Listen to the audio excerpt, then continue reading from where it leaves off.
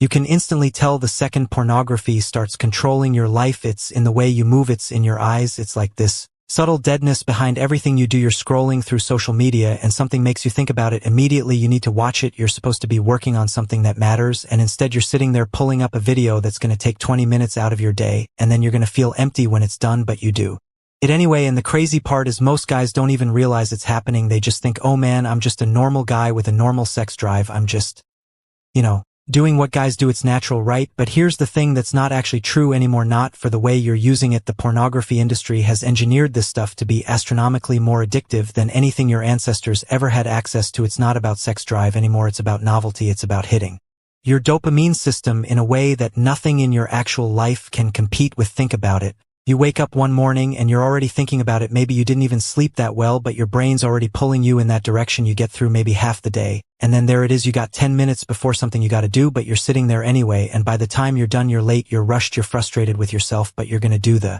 exact same thing tomorrow and the day after that, because that's how addiction works. It doesn't feel like addiction at first. It feels like freedom. It feels like control, but it's actually the opposite. You're not controlling anything. You're being controlled, and the worst part is it's completely invisible to everyone around you. Nobody can see it, so you just carry on pretending everything's fine, but internally, man, something's off.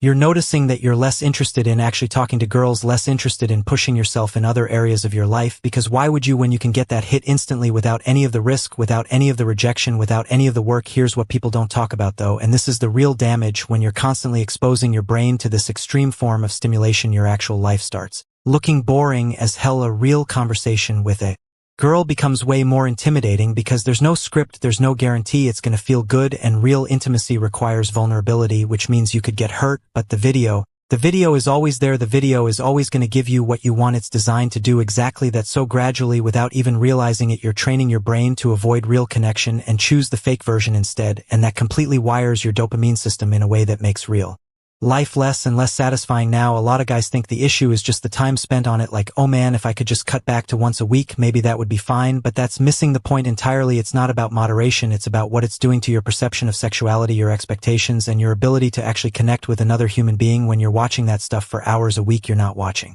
normal human interaction, you're watching a fantasy, a performance, an unrealistic version of what sex actually is. And then when you're with a real person, things don't match up, your expectations don't match reality, and then there's this weird shame underneath it all because you know what you've been doing, and now you're comparing your partner to something they can never compete with, and it's not even fair to them. But the real trap, the thing that makes this so dangerous, is that it feels like your secret. It feels like something you're in control of, something that's just yours, and that's the exact lie that keeps people stuck in it. See, confident people, the ones who actually move through the world with real power and real presence, they don't have this hidden thing eating away at them. They don't have this constant internal conflict between what they're doing and who they want to be. That split attention, that cognitive dissonance, it destroys your sense of integrity, and integrity is everything. Once you start lying to yourself about something like this, it gets easier to lie about other things, your goals, your potential, what you're actually capable of achieving. When you're trapped in that cycle, you're operating at like 60% of your actual mental capacity, because 40% of your brain is dealing with shame, guilt, and the constant internal negotiation of when you're going to do it again, because you know you're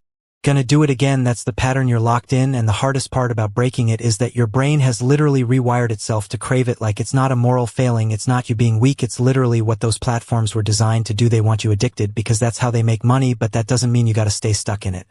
The moment you actually realize what's happening to you, the moment you understand that you're not controlling it, it's controlling you, everything shifts. You start to see your life differently. You realize how much time you've lost, how many real opportunities you've missed just because your brain was locked in that reward cycle. And here's the hardest truth to actually live with. Once you see it, you can't unsee it. You can't just go back to pretending it's normal. You're either going to keep choosing the easy path and keep feeling that underlying emptiness, or you're actually going to do the work to break it. And I'm not going to sugarcoat it. Breaking it is actually hard because you're fighting against something your brain literally craves. It's engineered to make you crave it. But here's what changes when you actually commit to stopping. Within maybe 2-3 weeks, your brain starts to reset. Within a month, your actual interest in real life people and challenges starts to come back. Within 3 months, you notice you're able to focus on things that actually matter. Within 6 months, man, you feel like a different person. You remember what it feels like to move through the world with actual presence, with actual power, with the ability to look someone in the eye without that underlying shame underneath everything. The version of you on the other side of breaking this, that guy is capable of so much more.